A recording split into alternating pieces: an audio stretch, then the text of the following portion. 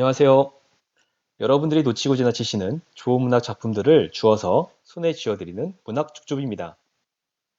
오늘 여러분의 손에 쥐어드릴 작품은 톨스토이의 전쟁과 평화입니다. 전 세계적으로 유명한 러시아의 대문호이자 작가들의 작가라 할 수 있는 톨스토이는 1828년 러시아의 귀족 가문에서 태어납니다. 16살에 카잔 대학에 입학했지만 3년 만에 공부를 포기했고 20살에 고향을 떠나 모스크바와 상트페테르부르크에서 방탕한 생활을 하다가 가산을 탕진하기도 했죠. 이처럼 젊은 시절의 톨스토이는 쾌락에 탐닉했었는데요. 이를 보다 못했는지 그의 형이 톨스토이에게 입대를 권유했고 그는 장교가 되어 이곳저곳에 전장을 누비기도 합니다. 톨스토이가 본격적인 작품 활동을 시작한 것은 제대한 이후였는데요. 젊은 시절에 다양한 경험들이 자양분이 되어 그의 작품에 깊게 반영되고 있습니다. 톨스토이는 나이가 들면서 종교적인 색채가 짙은 작품들을 많이 남기기도 했죠. 전쟁과 평화는 조금이라도 문학에 관심이 있는 분이라면 모를 리가 없을 정도로 유명한 작품입니다. 톨스토이의 3대 걸작 중 하나이기도 하고요. 이 작품의 등장인물만 559명이나 된다고 하고 1864년에서 1869년까지 집필 기간만 몇 년이 걸릴 정도로 분량도 상당해서 주눅이 들게 만들기도 합니다. 이 작품에 등장하는 전쟁은 1805년 아우스터리츠 전투와 1812년 나폴레옹의 러시아 원정, 러시아에서는 조국전쟁이라고 부르는 굵직한 역사적 사건입니다. 유유히 흐르는 큰 강물처럼 커다란 사건을 다루는 대하소설인 만큼 생각보다는 극적인 요소가 많지는 않습니다. 다만 역사를 바라보는 작가 톨스토이의 철학이 너무나도 잘 드러나고 있는 작품이죠. 워낙에 긴 소설이라 선뜻 짚긴 어렵지만 읽고 나면 마치 높은 명산을 등산한 느낌처럼 성취감과 절경을 맛볼 수 있는 작품이기도 합니다. 그럼 지금부터 전쟁과 평화를 함께 읽어보시겠습니다. 이 작품의 주요 등장인물들을 소개하겠습니다. 앞서 말씀드렸듯이 이 작품의 등장인물은 559명으로 상당히 많습니다. 그래서 주요 등장인물도 많은 편이긴 한데요. 이 소설의 주된 줄거리를 이끌어 나가는 인물들은 제가 생각하기에 6명의 젊은 귀족들이라고 생각합니다. 먼저 볼콘스키 가문의 안드레이가 있고요. 그의 여동생인 마리아가 등장합니다. 또 베주오프 가문의 사생아 피에르가 등장하고 그의 아내인 쿠라긴 가문의 옐렌이 있죠. 로스토프 가문의 니콜라이와 그의 여동생 나타샤도 있습니다. 이들은 복잡하게 얽혀 있는데 마리아와 니콜라이는 나중에 부부가 되고 피에르는 옐렌이 죽은 후 나타샤와 재혼하죠. 조국 러시아가 처한 위기의 한가운데서 이 작품의 주요 줄거리를 이끌어가는 이들이 바로 이 6명입니다. 그럼 이 작품의 주요 줄거리를 소개하겠습니다. 이 작품의 시대적 배경은 1800년대 초반 나폴레옹이 유럽 대륙을 종횡무진 누비던 시기입니다. 러시아 상류사회의 관심사는 온통 나폴레옹이었고 그에게 대항하기 위해 동맹을 맺은 러시아와 오스트리아의 임박한 전쟁이었습니다. 그들은 나폴레옹을 비난하면서 유럽 대륙 구질서의 수호자로 나선 자기들의 황제 알렉산드르에 대한 칭송과 지지를 보내고 있었죠. 볼콘스키 가문의 안드레이와 로스토프 가문의 니콜라이 역시 장교로서 임관하여 전쟁에 참여할 예정입니다. 안드레이의 경우는 아내 리자가 출산을 앞두고 있는 상황임에도 참전을 결심하죠. 그는 아내 리자를 시골의 자기 아버지의 집에 맡깁니다. 안드레이의 아버지 볼콘스키 공작은 이전 시대에 황제의 총애를 받던 사람이지만 지금은 정계에서 은퇴하고 자기 영지에 은거하고 있었죠. 그의 괴팍한 성질 때문에 딸 마리아마저도 그를 어려워합니다. 한편 베주오프 백작의 사생아인 피에르는 파리에서 얼마간 지내다가 최근에 러시아로 돌아온 사람이었는데요. 러시아 상류사회는 사생아에 불과한 그에게 주목하지 않습니다. 그런데 어찌된 일인지 러시아 최고의 부호인 베주오프 백작이 사망하며 피에르를 상속자로 지명하면서 피에르는 일순간에 부와 명예를 손에 넣게 되죠. 기회주의자인 바실리 공작은 피에르에게 접근하여 자기 딸 옐렌의 미모를 이용해 두 사람의 결혼을 성사시킵니다. 1805년 안드레이와 니콜라이는 각기 프랑스와의 전쟁이 기다리고 있는 부대로 향하게 되고 러시아와 동맹 오스트리아는 프랑스와 한판 전쟁을 벌이죠. 이 전쟁이 바로 나폴레옹, 알렉산드르, 프란츠 등 3개국의 황제가 모두 참전한 아우스터리츠 전투입니다. 이 전쟁에서 러시아는 프랑스에게 패하고 니콜라이는 무사히 귀환하지만 안드레이는 부상을 입고 프랑스군의 포로까지 됩니다.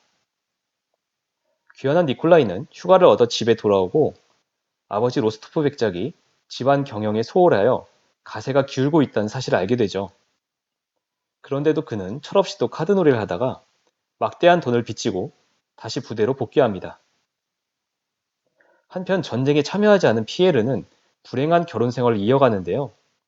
아내 옐렌과의 사이가 좋지 않았을 뿐 아니라 그녀는 다른 남자들과 연문을 뿌리고 다녔던 겁니다. 피에르는 아내와 연분을 뿌린 돌로프란 남자와 결투까지 벌이게 되고 결투에서 이기기는 하지만 이 사건을 계기로 부부 사이는 완전히 틀어지고 맙니다. 피에르는 모스크바를 떠나 상트페테르부르크로 떠나고 그 길에서 프리메이슨 단원을 만나 프리메이슨에 깊이 빠집니다. 한편 프로가 되었던 안드레이는 건강을 회복하고 풀려나죠. 그는 집으로 돌아오지만 아내 리자가 아들을 낳다가 결국 죽고 마는 비극을 맞이하게 됩니다. 프리메이슨에 빠진 피에르와 상실감에 빠진 안드레이는 각각의 방식으로 영지에 대한 개혁을 시도하며 살아갑니다. 그 와중에 러시아와 프랑스가 강화를 맺으면서 유럽 대륙에는 일시적으로 평화가 찾아오죠. 러시아는 알렉산드르의 명령으로 일련의 개혁 조치들이 이루어지고 안드레이 역시 이 작업에 참여하게 됩니다. 안드레이는 로스토프 가문과 친교를 이어가다가 니콜라이의 여동생 나타샤와 사랑에 빠져 둘은 약혼을 하죠. 하지만 괴팍한 안드레이의 아버지 볼콘스키의 반대로 결혼을 1년이 늦어지게 됩니다. 안드레이는 약혼녀 나타샤에게 1년간 자유를 주는데 그 기간 동안 나타샤는 아나톨이라는 남자를 좋아하게 되어 그와 야반 도주를 하려다 발각되는 바람에 두 사람의 약혼은 깨어지고 맙니다. 1812년에 영국과 국교를 단절하라는 나폴레옹의 대륙 봉쇄령을 어긴 러시아와 프랑스 사이에 다시 전쟁이 발발하게 됩니다. 역사에 나폴레옹의 러시아 원정이라고 기록된 전쟁이 시작된 건데요.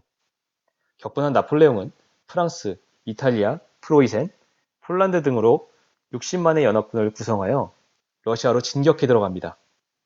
안드레이와 니콜라이는 다시 전선으로 향하죠.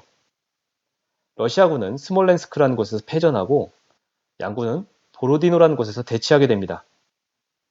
안드레이는 전쟁터 근처 영지에 있는 가족들에게 피난을 권하죠. 아버지 볼콘스키가 죽어 혼자 된 마리아는 피난을 가는데 마침 근처를 지나던 니콜라이가 그녀를 도와주고 두 사람 사이는 호감이 싹트게 됩니다. 보로디노 전투에서 러시아군은 프랑스군의 공세를 잘 버텨내지만 양군의 손실이 너무 커 수적 열세인 러시아군은 모스크바까지 버리고 후방으로 퇴각하게 되고 나폴레옹의 프랑스군은 모스크바를 점령합니다. 모스크바의 로스토프 가문은 부상병들의 후송을 도우며 피난을 가는데 후송병들 중에 약혼자인 안드레이가 있음을 발견한 나타샤는 그를 극진하게 간호합니다. 그 마음에 감동한 안드레이와 나타샤의 사랑은 회복되지만 안드레이는 결국 죽고 말죠. 한편 모스크바의 참화와 관계없이 상트페테르부르크의 상류 사이는 여전히 유지되고 있습니다. 피에르의 아내 옐렌은 방탕한 생활을 이어가다 결국 죽음을 맞게 되는데 이때 피에르는 모스크바에 있었습니다. 피에르는 프랑스군에게 약탈당하는 여인을 돕다가 모스크바 방화죄를 뒤집어쓰고 포로가 되죠. 러시아의 혹독한 겨울이 다가오자 나폴레옹은 철군 명령을 내리고 프랑스군은 포로들과 약탈품을 가지고 돌아가기 시작합니다. 함께 끌려가던 피에르는 포로들 중 플라톤이란 농부를 만나고 그와 대화하면서 인생의 진리를 깨닫게 되죠. 결국 피에르는 러시아 게릴라군에 의해 구출됩니다. 프랑스가 물러간 후 러시아는 다시 평화를 되찾고 아내 옐렌을 잃은 피에르는 남몰래 흠모하던 나타샤와 결혼하고 나타샤의 오빠인 니콜라이는 안드레이의 동생 마리아와 결혼하여 행복한 생활을 하는 것으로 소설은 마무리됩니다.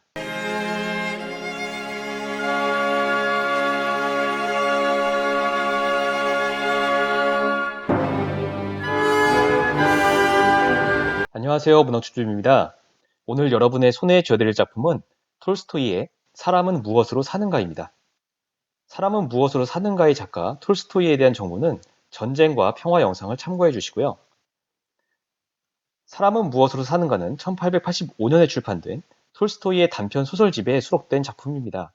이 단편 소설집에는 이 작품뿐만 아니라 세 가지 질문, 사람은 얼마만큼의 땅이 필요한가와 같은 작가의 대표적인 단편 소설들이 수록되어 있죠. 이미 안나 카레니나와 전쟁과 평화를 출간한 이후인 작가로서 원숙한 시기에 이 작품이 집필되었는데요. 종교적인 색채를 띠게 되는 톨스토이 말년의 작품 경향을 엿볼 수 있는 작품이기도 합니다. 이 작품은 인생에 대한 그의 생각을 마치 한 편의 감동적인 동화처럼 보여주는데요. 상당히 짧으면서도 직접적인 표현 방법을 통해 주제의식을 명확하게 드러낸다는 특징이 있습니다. 톨스토이의 작품들을 읽고 싶은데 선뜻 엄두가 나지 않으시는 분들에게 입문으로 적당한 작품이라는 생각이 들기도 하는데요. 그럼 같이 사람은 무엇으로 사는지 톨스토이의 이야기를 들어보시겠습니다. 이 작품에 등장하는 주요 인물들을 소개하겠습니다. 이 소설의 주인공은 미하일라라는 인물인데 흥미롭게도 이 사람의 정체는 천사죠. 그는 하나님의 명령으로 인간 세계에 살게 되는데 제어공인 세면과 그 아내 마트류나의 신세를 집니다. 또 이웃이 남긴 고아인 두 여자아이를 친자식처럼 키우는 마리아라는 여자가 등장하죠.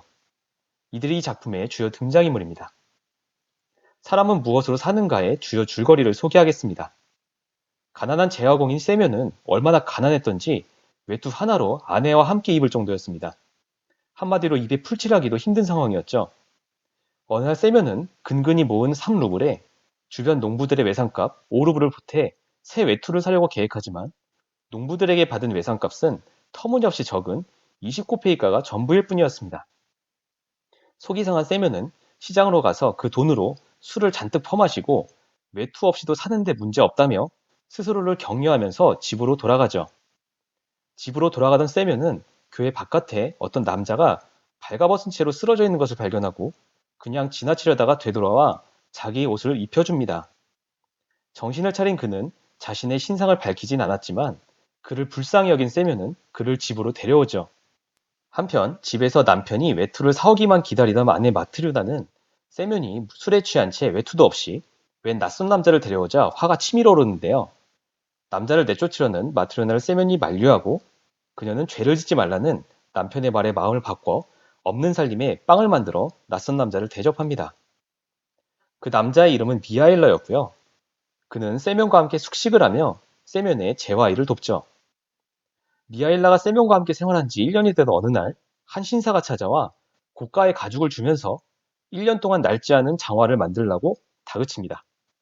미하일라는 그 신사를 보고 싱긋 웃더니 곤란해하는 세면에게 그 일을 맡으라고 하고 뜬금없이 그 가죽으로 슬리퍼를 만들기 시작하죠. 세면은 그간 실수 한 번 없던 미하일라가 드디어 큰 실수를 한 줄 알고 매우 놀랐는데 더욱 놀랍게도 의뢰인 신사의 하인이 찾아와 신사가 갑자기 사망했다며 전에 맡긴 가죽으로 장화 대신 시체의 신길, 신발을 만들어 달라고 합니다. 마치 예상한 듯이 슬리퍼를 만들어둔 미하일라는 곧바로 그것을 내어주고 하인은 사라지죠. 다시 세월이 지나 6년째가 되던 어느 날 마리아라는 여자가 쌍둥이 여자아이들을 데리고 나타나 아이들의 가죽 구두를 의뢰합니다. 알고 보니 아이들은 마리아의 친딸이 아니었는데 어려서 고아가 된 이웃 아이들이 불쌍해서 마리아가 거두어 딸처럼 키우고 있는 것이었죠. 이 이야기를 들은 미하일라는 미소를 지으며 하나님이 마침내 자신을 용서했다며 떠나겠다고 하고 드디어 자신의 이야기를 시작합니다. 사실 미하일라는 천사였는데요. 그 두 여자아이의 어머니의 영혼을 데리러 갔다가 딱한 사정에 되돌아왔고 하나님으로부터 세 가지 물음에 대한 답을 알아오라는 명령을 받았다는 겁니다. 그 세 가지 물음이란 사람에게 무엇이 있는지, 사람에게 없는 것이 무엇인지, 그리고 마지막으로 사람은 무엇으로 사는지가 그것이었죠. 미하일라는 자신을 받아준 세면과 마트류나로부터 사람에게는 사랑이 있다는 사실을 알았고 장화를 의뢰한 신사로부터 사람은 자신에게 진정 필요한 것을 모른다는 사실을 알았다는 겁니다. 그리고 마리아를 통해서 사람은 사랑으로 산다는 사실을 깨달았다고 이야기합니다. 그는 떠나면서 사람은 혼자서 살 수 없는 존재기에 자신에게 무엇이 필요한지 알지 못하는 거라며 함께 사는 것의 소중함을 일깨웁니다. 여기까지가 이 작품의 주요 줄거리입니다.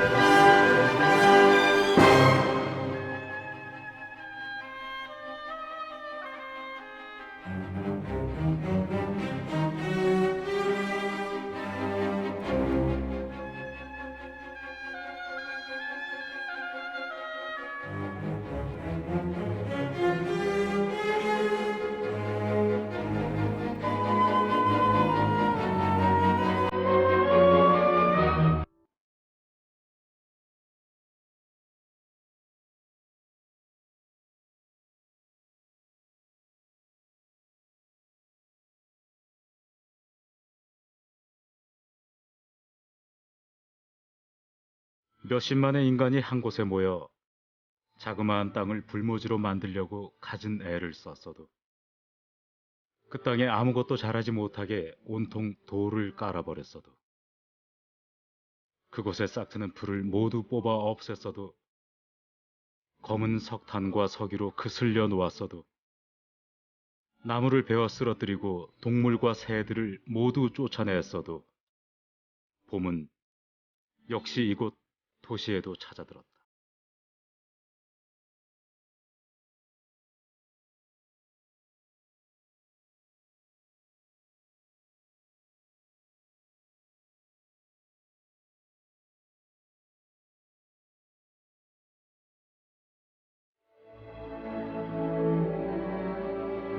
러시아 문학가 레프 톨스토이의 소설 부활 첫 문장이었습니다.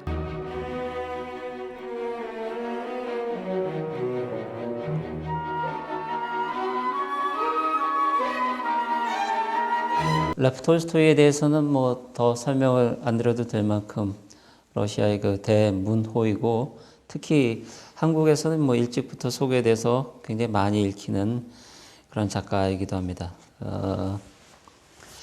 몇 년 전에 영어권에서 이 영어권 현역 소설가들이 꼽은 세계 최고의 작품을 선정한 적이 있었는데 그 중에 그 1위가 그 안나 까레니나였고요. 2위가 그 플로베르의 마담 보바리, 3위가 다시 톨스토이의 전쟁과 평화, 그리고 이제 4위가 나보코프의 롤리타 이런 순이었습니다. 그 베스트 5에 있죠. 1, 3위 두 작품이 있죠. 이 톨스토이의 장편 소설이었다는 것만으로도 그의 어떤 작가로서의 어떤 명성, 지명도가 아직까지 현재까지도 이렇게 유효한 걸로 볼 수가 있습니다. 그러니까 비단 러시아 문학, 러시아 작가의 경계를 넘어서서 세계적인 대문호로 이렇게 평가받는 거장이기도 합니다. 그 톨스토이의 전기에 대해서는 레프 니콜라예비치 톨스토이 백작 가문의 사남으로 이렇게 태어난 걸로 되어 있습니다. 1828년인데 톨스토이의 그 유년 시절과 관련해서 중요한 대목은 일찍이 어머니와 아버지를 여의었다는 건데요. 어머니는 1830년에 세상을 떠났습니다. 이 작가가 우리 나이로는 2살 때, 그러니까 우리나라는 3살 때죠. 이제 만 2살 때 세상을 떠났고 아버지는 9살 때 세상을 떠납니다. 말하자면 이제 고아인 셈인데요. 10대 이후로는 그래서 성장기 대부분은 이제 먼 친척벌 되는 이제 집들을 이렇게 전전하면서 이렇게 지내게 됩니다. 개인적으로 조금 흥미롭게 생각하는 거는 그 한국 근대 문학의 개척자죠. 이제 이광수 같은 경우에도 고아였는데 이광수나 최남선 같은 사람들이 가장 존경했던 작가가 청년 시절에 또 이 톨스토이여가지고 여러모로 조금 그 흥미를 끄는 그런 대목이기도 합니다. 사실 어머니의 부재라는 게 톨스토이에서 그 굉장히 큰 영향을 끼칩니다. 이게 그냥 일회적인 약간 불우한 어린 시절로 이렇게 끝나는 게 아니라 그의 문학에 그가 갖고 있는 어떤 여성상 또 그의 문학에 나타난 어떤 여성상에 굉장히 깊은 이제 어떤 그림자를 이렇게 드리고 있어서 조금 주의해야 되는 그런 부분이기도 합니다. 그다음에 연보에 보시면 44년에 이제 까잔대학의 그 동양어학부에 들어갔는데 굉장히 여러 언어를 이렇게 배우게 됩니다. 나중에 제가 기억에는 한 10개 국어 정도를 하는 걸로 이렇게 압니다. 만년에 톨스토이가 이제 세계적인 대작가이자 그 당시에는 또 성자, 거의 성제 반열에 이렇게 올라가지고 러시아뿐만이 아니라 세계 각처에서 이제 톨스토이의 그 영지로 순례객들이 찾아오고 했습니다.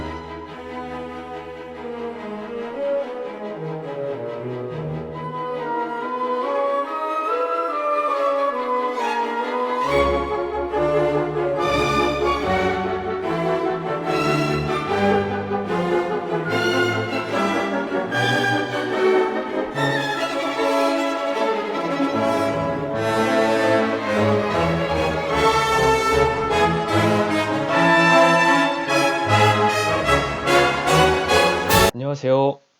오늘 여러분의 손에 쥐어드릴 작품은 톨스토이의 부활입니다. 톨스토이에 대한 소개는 이전에 업로드한 전쟁과 평화 영상에 포함되어 있습니다. 관심 있으신 분들은 전쟁과 평화 영상을 참고해 주시면 감사하겠습니다. 부활은 안나 카레니나 전쟁과 평화와 더불어 톨스토이의 3대 걸작 중 하나로 꼽히는 작품입니다. 이 소설은 1898년부터 1899년까지 2년에 걸쳐 집필되었죠. 남부러울 것 없는 상류층 공작과 매춘부 사이의 일을 그리고 있는 이 작품의 기본적인 구성은 톨스토이가 그의 법률가 친구로부터 들은 이야기에서 모티브를 얻었다고 전해집니다. 이 작품은 제정 러시아 사회의 저울이라는 평가를 받을 만큼 당시 사회상을 탁월하게 그려내고 있죠. 단순히 당시 사회를 냉철하고 객관적으로 묘사하기보다는 사회 문제를 지적하고 이를 해결할 방법을 제시하고 있습니다. 톨스토이는 이 작품에서 정교회를 비판했다는 이유로 1901년에 파문을 당하기도 했었죠. 개인적으로 제가 제일 좋아하는 소설이 바로 이 작품 톨스토이의 부활입니다. 그럼 지금부터 부활을 함께 읽어보시겠습니다. 이 작품에 등장하는 주요 인물들을 소개하겠습니다. 이 작품의 주인공은 네울류도프라는 공작입니다. 그는 젊은 시절에 우연히 들른 고모집에서 마슬로바라는 여자를 만나 관계를 갖게 되죠. 후에 두 사람은 다시 만나게 됩니다. 네울류도프에게는 나타샤란 누나와 이그나치란 매형이 있고요. 마슬로바를 사랑하는 시몬손이란 남자가 등장하죠. 이들이 이 작품의 주요 등장인물들입니다. 이제 부활의 주요 줄거리를 소개하겠습니다. 이 작품의 주인공인 네을류도프라는 젊은 공작은 부모와 친지로부터 많은 영지를 상속받은 상류층 인물입니다. 그는 코르차긴 백작 집안과 친분을 유지하면서 그의 딸인 마리아와 은연중 혼담이 오가고 있었고 대부분의 상류층 사람들처럼 풍요로운 일상을 살고 있었죠. 평화롭기만 하던 그의 일상은 어느 재판에 배심원으로 출두하게 되면서 완전히 달라지게 됩니다. 그 재판은 한 상인의 독살 사건의 혐의를 쓴 마슬로바란 여자에 대한 재판이었죠. 배심원석에 앉은 네울류도프는 그녀를 알아보고 깜짝 놀랍니다. 사실 마슬로바는 그의 고모들의 영지에 소속된 여자 농노의 사생아였는데요. 고모들이 어린 마슬로바를 불쌍히 여겨 자기 집에 걷어들이고 반은 딸처럼 반은 하녀처럼 생활했었죠. 마슬로바가 10대 후반이 되었을 무렵 젊은 시절의 네울류도프는 우연히 고모를 방문했다가 마슬로바를 만나게 되고 그녀에게 빠져듭니다. 당시 이적이고 방탕했던 그는 그녀를 유혹해 임신까지 시키죠. 임신 사실을 안 네울류도프는 이를 대수롭지 않게 여기고 최소한의 성이라며 100루블을 그녀에게 건네고 도망치듯이 고모들 댁을 떠나버렸던 겁니다. 미혼모가 된 마슬로바는 그 집에서 쫓겨나고 혼자 낳은 아이는 얼마 가지 않아 곧 죽고 말죠. 그녀는 그 이후에 이곳저곳을 전전하다가 마침내 매춘부로 전락한 지 7년이 지난 겁니다. 매춘부 생활을 하던 마슬로바는 한 상인을 봤는데 그가 독살을 당하고 그의 거액의 돈이 사라지자 그녀가 용의선상에 올라 재판을 받게 된 거죠. 사실 마슬로바는 아무런 죄가 없었고 진범들의 죄를 뒤집어쓰고 말았던 겁니다. 순수했던 과거의 마슬로바를 기억하고 있었던 네올류도프는 그녀가 그렇게까지 된 원인이 자신의 잘못된 행동 때문이었다고 생각하고 심경에 큰 변화를 일으키게 됩니다. 배심원단은 마슬로바에게 죄가 없다는 걸 알게 되지만 배심원단 의견서에 살해 의도가 없었음이라는 단서를 단 것을 잊는 바람에 마슬로바는 결국 시베리아 유형을 선고받습니다. 죄책감에 사로잡힌 네올류도프는 그 이후 그녀의 무고를 입증하기 위해 동분서주하게 되죠. 그는 마슬로바의 상고를 준비하는 한편 마슬로바를 찾아가 자신의 정체를 밝히고 그녀와 결혼하겠다는 결심을 전하죠. 하지만 마슬로바에게는 이러한 이야기가 급작스러웠고 쉽게 마음을 열어주지는 않습니다. 하지만 네울류도프의 부단한 노력 덕분에 마슬로바의 마음도 서서히 녹아내리고 감옥에서의 생활도 모범적으로 변화되죠. 그녀는 네울류도프에게 감옥에 있는 사람들의 무고한 사정을 알려주고 도움을 청합니다. 그는 그 부탁을 흔쾌히 받아들이죠. 네울류도프는 원로원에 그녀의 사건을 상고하지만 안타깝게도 상고는 기각되고 맙니다. 그는 포기하지 않고 황제에게 탄원서를 제출하죠. 일련의 사건들로 인해 네올류도프는 러시아 사회가 가지고 있는 부조리에 대해서 눈뜨게 되고 자신의 영지들을 차례로 방문해서 자기 소유의 토지를 농민들에게 나눠주는 등의 개혁 조치를 하게 됩니다. 마슬로바와 결혼하기로 결심한 네올류도프는 시베리아 유영지까지 따라가기로 하는데 누나 나타샤와 매형 이그나치가 그를 찾아오고 네올류도프와 이그나치는 러시아 사회생활에 대한 견해 차이로 심각한 논쟁을 벌이게 됩니다. 마침내 마슬로바 등 죄수들의 이동이 시작되고 네올류도프는 손을 써서 그녀를 정치범들과 함께 이동하게 합니다. 마슬로바와 네올류도프는 자연스럽게 그들과 친해지고 네올류도프는 그들로부터 많은 영향을 받게 됩니다. 그런데 정치범 중 하나인 시몬손이라는 남자가 마슬로바를 사랑하게 되었고 네올류도프에게 그녀와 결혼하고 싶다고 이야기합니다. 그는 시몬손에게 그건 마슬로바가 결정할 문제라고 하지만 내심 마음속으로 갈등하게 됩니다. 마슬로바는 네올류도프에게 자신은 시몬손과 결혼하겠다고 하는데요. 시몬손에 대한 사랑보다는 그에 대한 미안함 때문이었죠. 시몬손 역시 훌륭한 사람이었기에 네올류도프는 마슬로바를 그에게 맡기기로 결정합니다. 하지만 러시아 사회 문제에 대한 그의 고민은 깊어만 가죠. 그러던 어느 날 네올류도프는 성경을 읽으며 사랑과 용서가 러시아 사회의 문제를 해결할 수 있는 답이란 사실을 깨달으며 이 작품이 마무리됩니다.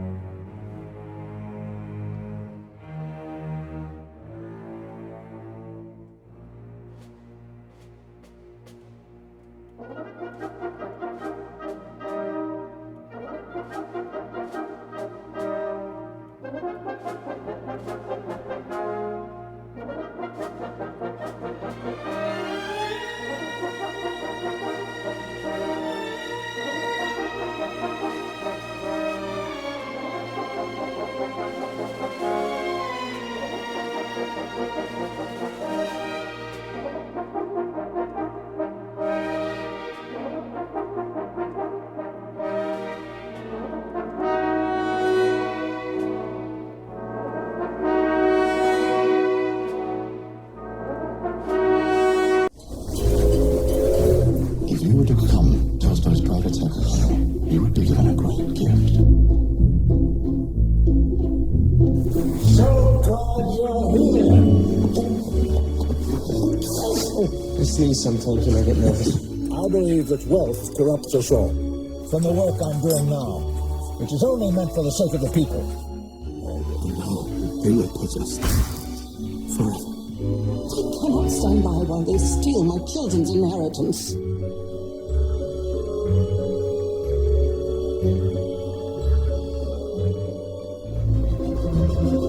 I'm the work of your life, you're the work of mine. One single organizing principle. Love. Tolstoy does not approve of sexual relations, I know this.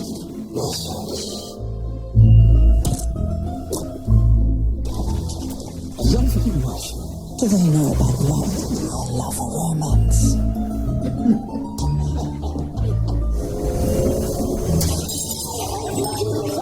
God knows you don't make it easy. I have too much respect for Lenny Kravitz.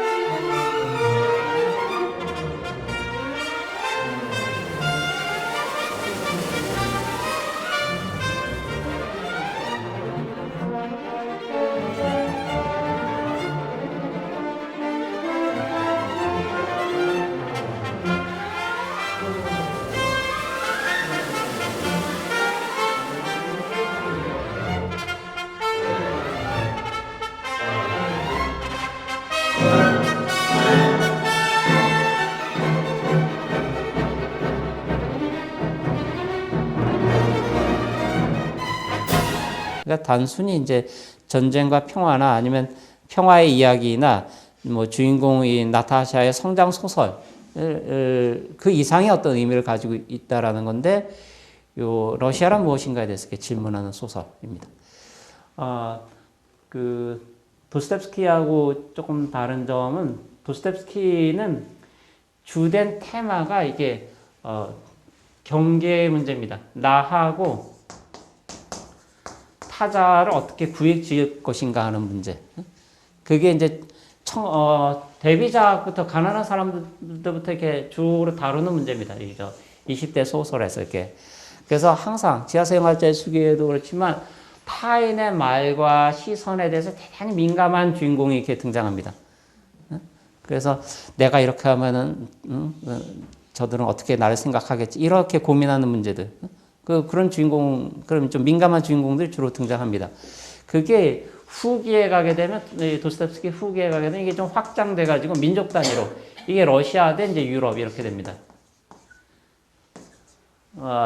그런 이제 일종의 자기 의식이 이제 러시아라는 이 민족 의식으로 이렇게 확장되고 타자에 대한 대타 의식이라는 게 유럽에 대한 대타 의식으로 이렇게 확장되게 됩니다. 스케일이. 근데 그 구도는 이렇게 동일하게 이렇게 반복이 됩니다. 그래서 그 도스토옙스키를 일컬어서 가장 러시아적인 작가라고 이렇게 말하기도 하지만 동시에 그 말의 이면은 가장 유럽적인 작가라는 뜻도 됩니다. 나보코프가 그렇게 얘기했어요. 왜냐하면 가장 러시아적인 작가가 되기 위해서는 가장 유럽적인 작가이어야 합니다.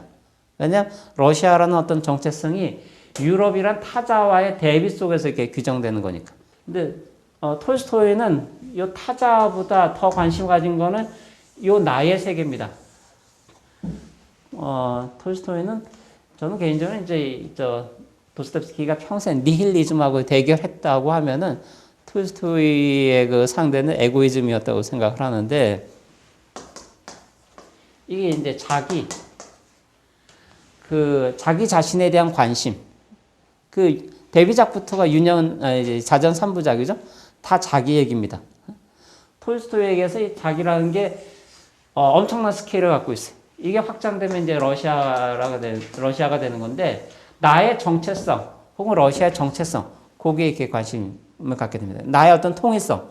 그때 나의 통일성이라고 할 때 약간 이제 프로이드적인 주제를 가져오자면은 이 나의 욕망이 있죠. 나의 그 이제 이드적인 어떤 욕망, 성적인 욕망이 있다고 하면은 이제 이 자아가 있겠죠. 그다음에 자기 어떤 도덕률이나 어떤 초자가 있다고 하면은 요것들 사이 어떤 통일성 이걸 어떻게 확보할 것인가 이게 톨스토이의 어떤 관심사입니다.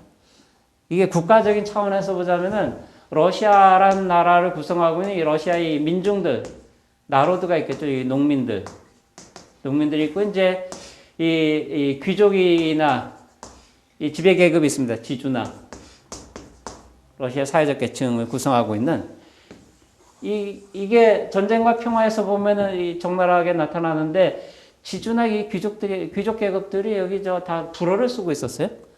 이 책 열자마자 나오는 대사들이 다 불어 대사입니다. 궁정에서의 대사인데 뭐 나폴레옹 곧 뭐 이렇게 어디로 간다 좀 뭐 이런 얘기들을 주고받는데 다 불어로 돼 있어요. 근데 이제 이 프랑스 군대가 이렇게 쳐들어왔거든요. 그때 러시아란 나라는 과연 무엇인가? 여기 궁정 상류계급은 전부 다 프랑스어를 쓰고 프랑스 문화에 모방하고 다 이렇게 그런 세태였는데 과연 러시아가 무엇인가? 그런 문제를 제기합니다.